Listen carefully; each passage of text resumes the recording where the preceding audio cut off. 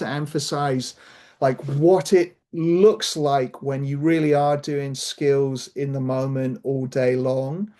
Now, it depends how intense an episode you're in. Like some people will be having intense OCD episodes, but it's not the whole day. You kind of have these triggers and then you have like a few hours of it or whatever.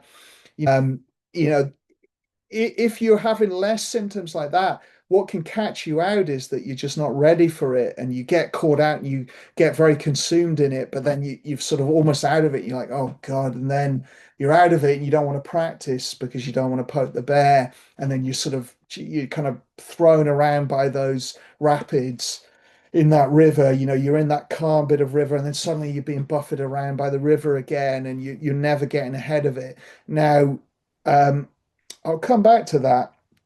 But others of us, and I'm sure everyone on this call at times, and some people currently, you can just be in the rapids the whole time, right? You are just being thrown around by OCD every day. And for me, that was where the continuous skills in the moment was just so key. So I just wanted to give you like a little sense of this. That now, in reality, it would be hundreds more times that I'm using my skills that I'm going to say.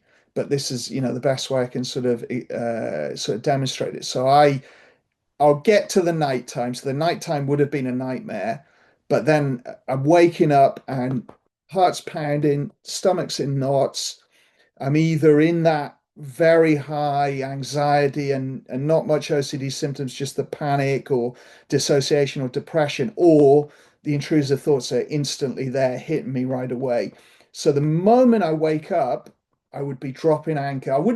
I'd be using the skills from dropping anchor. I learned ACT before Russ Harris has sort of conceptualized dropping anchor the way we do it here, but it's the same ideas. It was just acknowledging very much mindfulness of thoughts and feelings and then engaging out into life. So it was not the body part so much, but I do think, the body part's very helpful. So I would wake up and I'd just be, oh, okay, notice my thoughts, notice my feelings.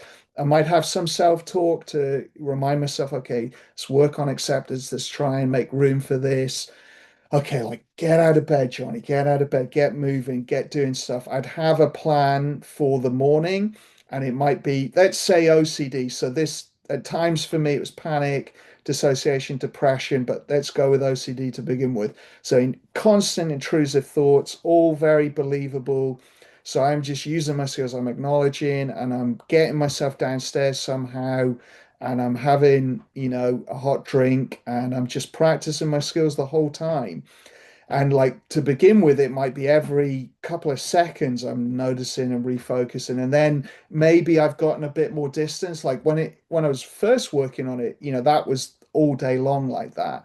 But then as it got easier, it might then background a little bit and I'd be more present with what I'm doing. And then I get hit with another big wave of it. So I'm acknowledging, I'm refocusing at times. I'm thinking about recovery. I'm thinking about values, goals, thinking about acceptance. I'm considering how I'm working on skills, what I need to do.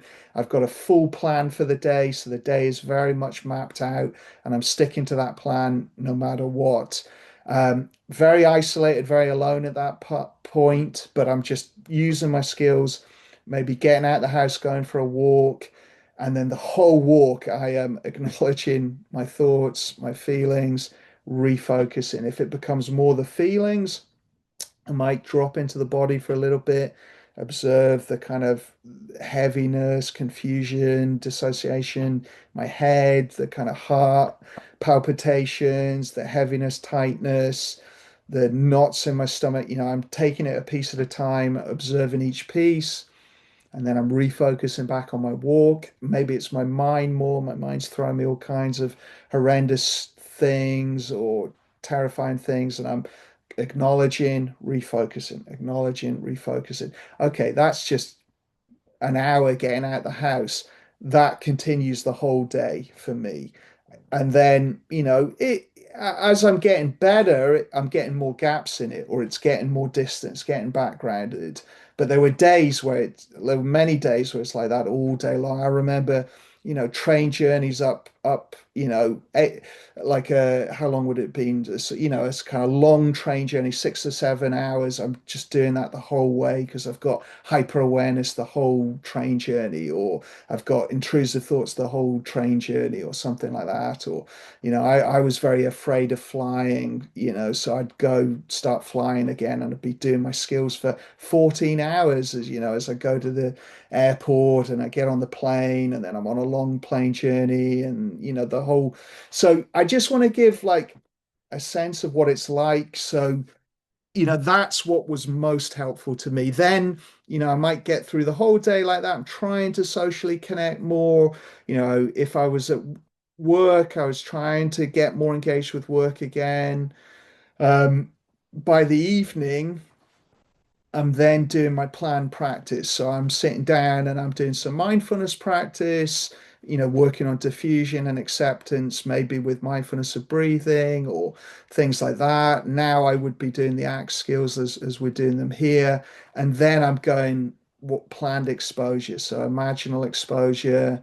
I'm imagining myself getting a cancer diagnosis and going to a hospice and then dying in great detail. And I'm using my skills as I go through that, or I'm imagining, facing all the existential thoughts or any of the taboo thoughts. I'm working with triggers and, whatever exposure I'm working on, I'm then doing that as a planned exercise for an hour, 2 hours, that whole practice time, with a longer mindfulness practice, normally just about half an hour of the exposure work or something like that, but it might be surrounded by other practices.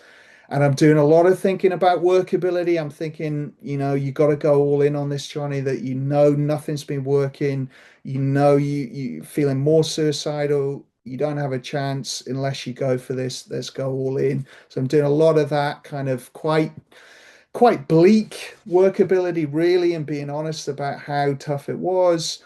I'm then thinking about values. I'm thinking about, what do I want from the next phase of my life? Okay, what do I want to start doing again? And where do I want to take a career?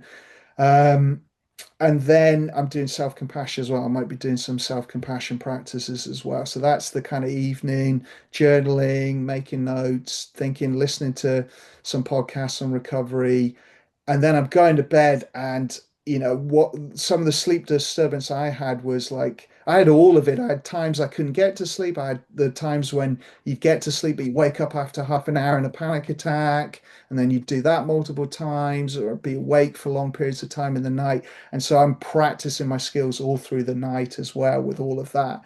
So if I can't go to sleep, because of the intensity of the panic and things, I'm practicing my skills. I'm trying to relax around all of that, trying to just do what I can to accept it. Maybe I read a bit or listen to something. Then if I've got the wake up after half an hour, I'm using my skills as soon as I wake up. If I'm up through the night, lots of horrible intrusive thoughts or suicidal thoughts, I'm just using my skills continuously until I scrape some sleep, maybe a couple of hours at times, sometimes more. I'm someone that I'm most of my life I've been a very, very good sleeper. I'm a head hits the pillow, instantly asleep sort of person and sleep, as long as as long as I can.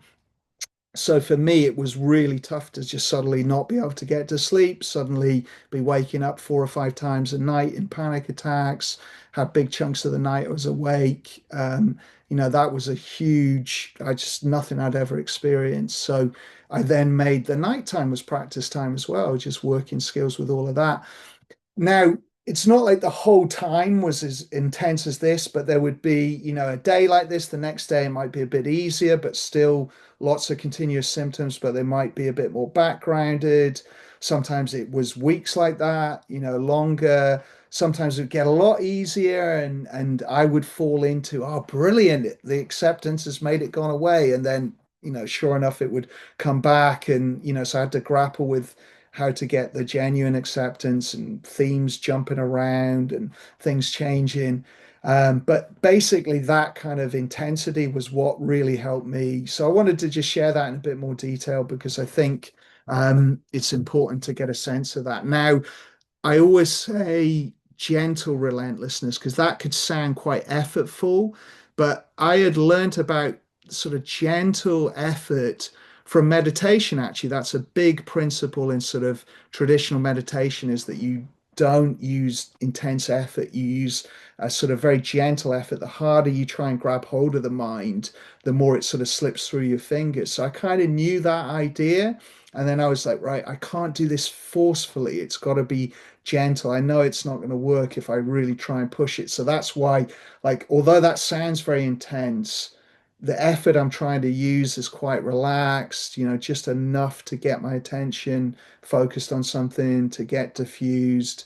So you're not doing that like, all right, okay, I'm going to do skills all day long now. Like, not that I didn't ever do it like that. There were times, I definitely fell into being too tight and too tense with it all. But then, like, tune in an instrument, relax, dial back. Um, so that's what it was like for me. Now, not everyone will have that experience, or you will have had that experience at times, and you might be not in that sort of phase. So the I'll just say a couple more things, and then I'd like to hear from you guys. But for the people who aren't in that kind of continuous symptoms, as I said, the difficulty is you get hit by these episodes that you're not ready for, and you do a load of compulsions, get quite tangled up, and then you come out of it, and you're like, oh, I should have really used my skills there. So if you're in more that place, that's where set the intention. I found that if I did enough daily practice, enough intense practice, actually that didn't happen to me as it got quieter and the episodes were shorter and not as intense. The skills were still there for me because I'd practiced them so much and I'd done months of just 8 hours a day, 14 hours a day, whatever it was. But if you're finding you kind of get pulled around by the rapid, then it goes calm and you're like trying to work out what's going on, and then you're back in it.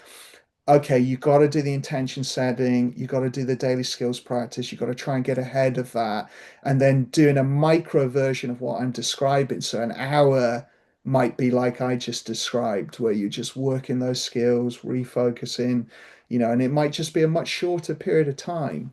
And people vary in like that backlash, you might call it, like the OCD gets triggered, you resist the compulsions, how long the OCD tries to kind of pull you back into the compulsions. For some people, it's like half an hour.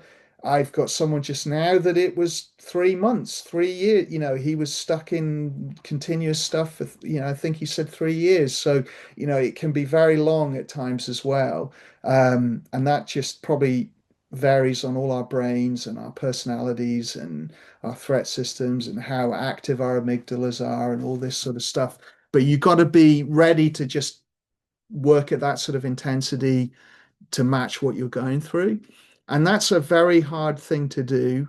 And it's probably the hardest thing I think that I struggle to get clients to really understand. Like it really is just continuous like that.